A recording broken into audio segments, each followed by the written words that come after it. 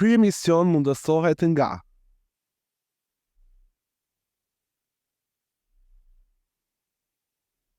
Shëndetje Diana, Shëndetje Leonard. si e? Mirë, faleminderit. Ti si je? Mirë. Faleminderit për ftesën. Faleminderit që erdhe për informacionin e shikuesve. Diana ka ardhur prej Amerikës për emision. Po, me të përmihari. Si duket ftetova pas disa viteve? Shumë mirë, si shpi. Si shpije, normalisht. Edhe shoh se je shumë aktive këto ditë me shpikjen e re. Po para se me fol për shpikjen, tregom njerë për njerëzit, se unë njëlla.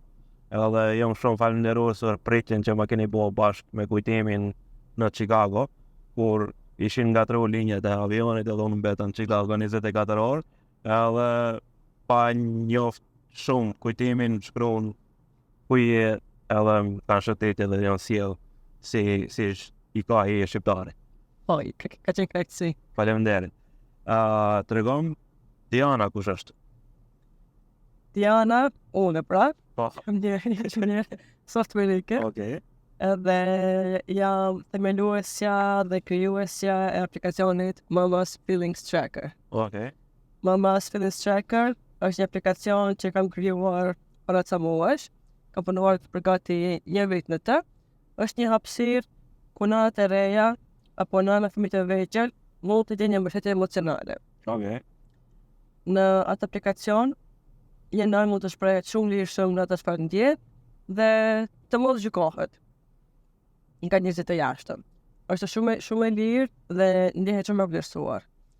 Në aplikacionin brenda kemi ushtrime mendore, edhe kemi artikuj, kemi analiza grafikore. Të gjitha këto janë bërë me ndihmën e konsultimeve nga psikologët amerikanë, që janë të specializuar pikërisht për periudhën e pasninjes të nënave. Pra aplikacioni ka një bazë të fortë shkencore. Ushtrimet mendore janë të shumta dhe janë shumë të vlefshme, për shkak se për një periudhë të shkurtër kohore, pra vetëm për 10 minuta në ditë, ti mund me njëherë të ndjesh një qërim gjallor. Po se ke fol me dikën, qoftë edhe ajo online aplikacioni. I e liru, ke fol, i ke tregu problemet, ke gjetë zgjidhja, po? Po, zgjedhjet ndryshimet mund të çohesh për me njëherë. Me përdorim e parë, ti mund me njëherë të bëresh ndryshime. Kjo i vjen si me fjalë tona si vjerë online. Që ti pari? Okej, domethënë, a kanë qasje të gjitha nënat nga gjithë bota, apo veç është bërë për tregun e Amerikës? Jo, aplikacioni është live në mbar botën. Okej. Do në çdo shtet të botës, aplikacioni është live. Çdo kush ka qasjen e të.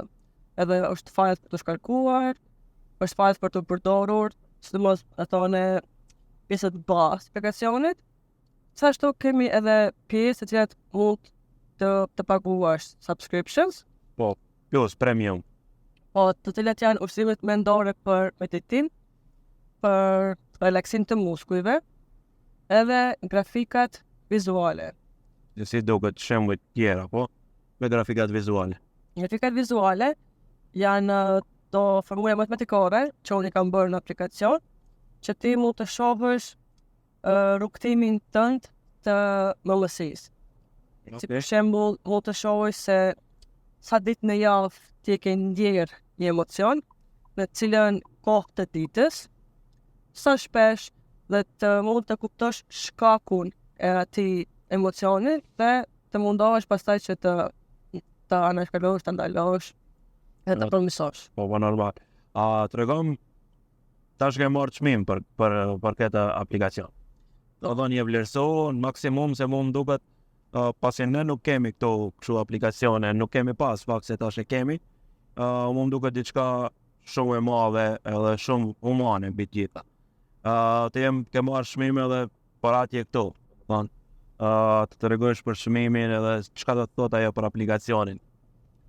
Po, çmimi që ka marrë është Women in Tech Community Award, ku ka përfaqësuar aplikacionin Mama's Feelings Tracker për kontributin e saj në një komunitet, përkatësisht në komunitetin e nënave.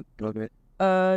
Çmimi është ndarë nga Women Tech Network në eventin e saj që thirrët Women in Tech Global Awards dhe ka pasur mbi 1650 kandidat të gjitha gra, të gjitha shumë të mira, me produkte shumë të mira, të vlerësuara. Po ti munda.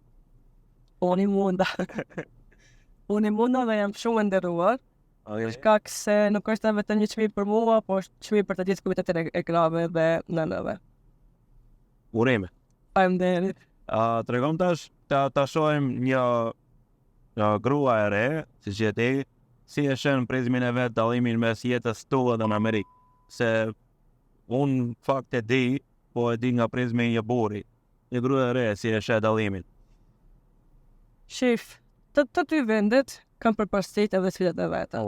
Në Amerikë, përparësitë janë që ti mund të depërtosh shumë lehtë në përtregje të punës dhe ke shumë opsione. Por ato është vend i mundësive. Po, është vend i mundësive, por gjithashtu ka dhe sfidat e veta për shkak se jeta është shumë intensive, ndonjëherë edhe e vetmuar, edhe nuk ke kohë të bësh më shumë jashtë asaj që për të punuar, përveç se punës. Nuk ka work-life balance. Mund të gjesh, por kur je kritikisht vetëm, si në rastin tim, që bëj vetëm me pasportën me pajisë, është pak më vështirë se nuk ke një rreth që të mbështet, nuk ke një sistem mbështetës. Ndërsa këtu në Maqedoninë, në Tetov, ka shumë talente, ka dhe shumë kreativitet, por nuk ka mundësi. Nuk ka mbështetje për gratë e reja, për përgjithësi dhe për gjithë njerëzit. Që një ide për të bëha dhe një aplikacion tjetër për gratë, njëjtë si ti që thu, atje në Amerikë kanë sfidat e veta, domethënë për çdo sfidë të grave, tash e ke nis me sfidat pas lindjes, po në për çdo sfidë të grave ka një aplikacion se mbi gjithat e tashmë bota shkon në krejt për telefonit.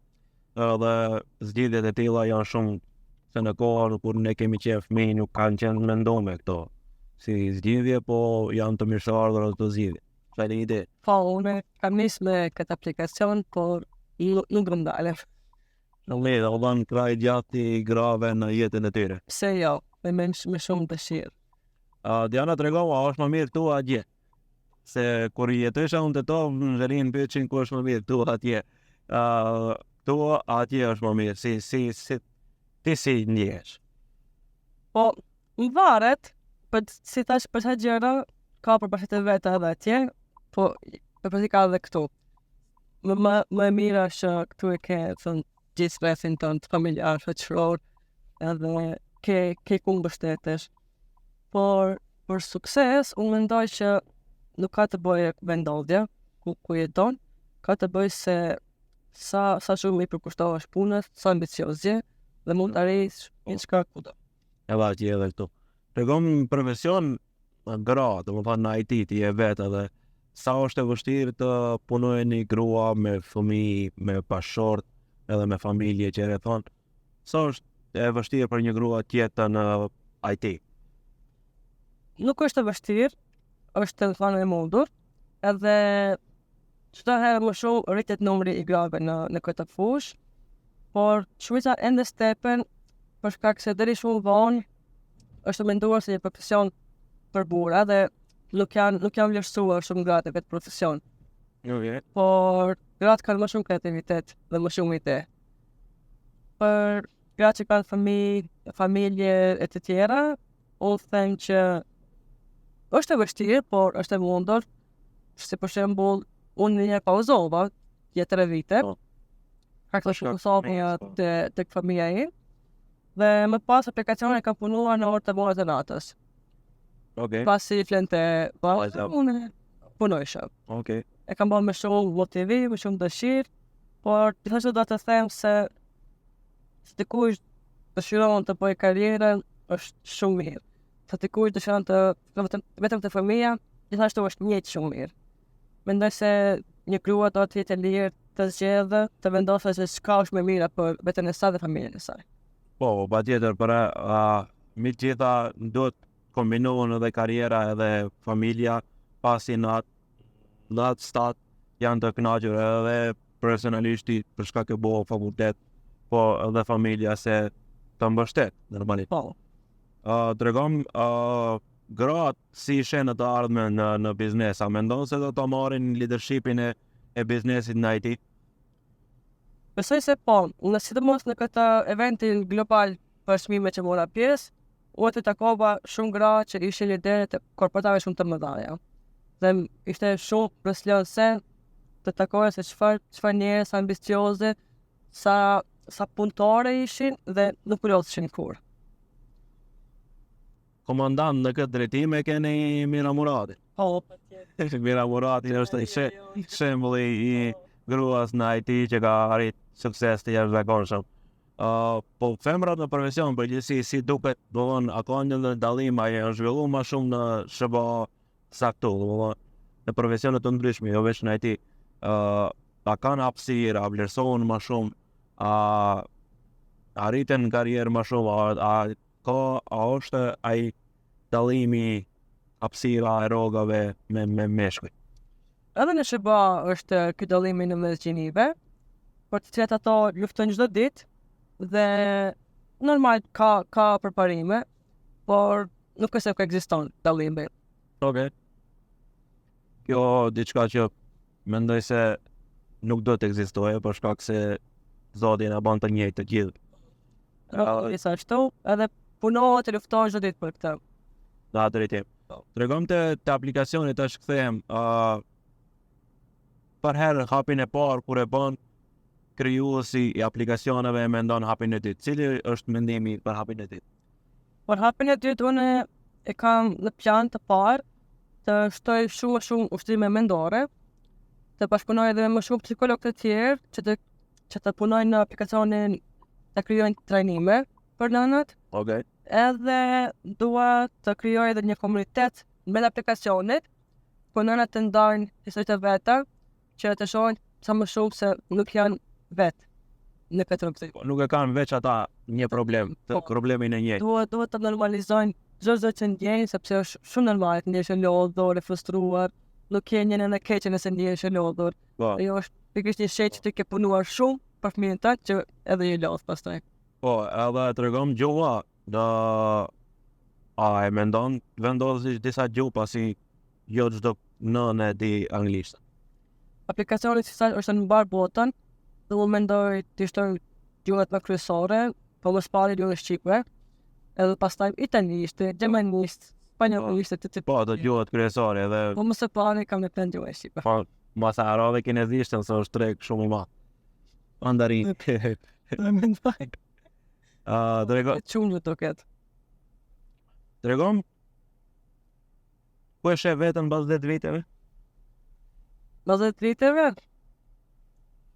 Nuk Profesionalisht. po, nuk bëj plan për 10 vite, bëj plane të afërshkurtër, të cilat në afat gjatë pastaj do dalin më përhash. Po. E bën një plan e kryin vazhdon tjetrin. E bën një plan e kryin. Shumë planet të çdo vit gati se. Po, patjetër se gjitha jemi njerëz edhe jo çdo plan, jo çdo plan del se ashtu si e kemi paramendu. Ja në tregom në komunikacion, ne jemi në komunikacion duke e zhvilluar misionin edhe është detyra jone për bashkët, si dy njerëz publik, të edukojmë njerëzit se si të vozitin më mirë.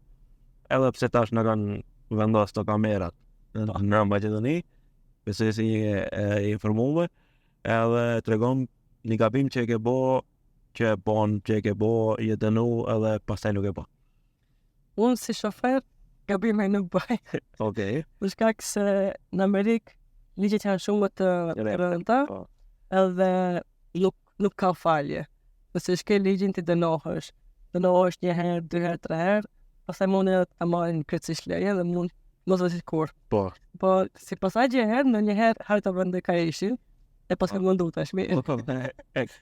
Te kjo vetura nuk mundet nisi emisioni pari.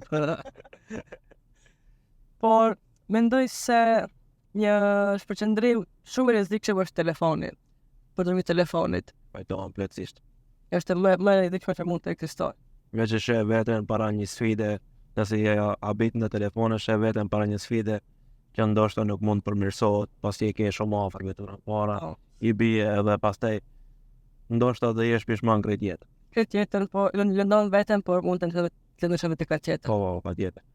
Jana shumë faleminderit për kohën.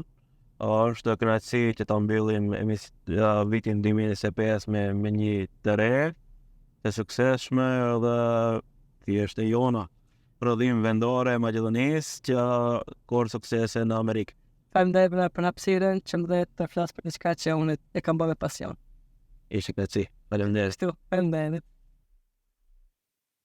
Ky emision mundësohet nga